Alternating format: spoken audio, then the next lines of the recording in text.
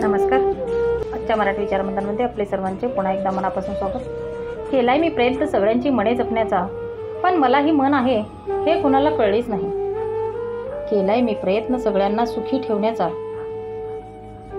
पण मी खरंच सुखी आहे का हे कुणी जाणलेच नाही किंवा कोणाला समजलेच नाही. केलाय मी प्रयत्न सगळ्यावर खूप प्रेम करण्याचा, पण माझ्यावर प्रेम करणारं कुणीच नाही.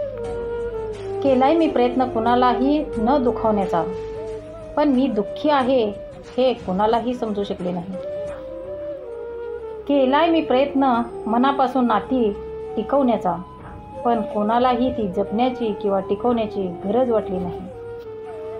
केलाय मी प्रयत्न प्रत्येकाच्या दुःखात सहभागी होण्याचा, पण माझ्या दुःखात माझ्या घरी कुणीही आले नाही. केलाय मी प्रयत्न प्रत्येकाची भूक जाणण्याचा, पण मी ज्या दिवशी उपाशी होते त्या दिवशी माझ्या आत्मा जाणण्यासाठी कुणीही नव्हते.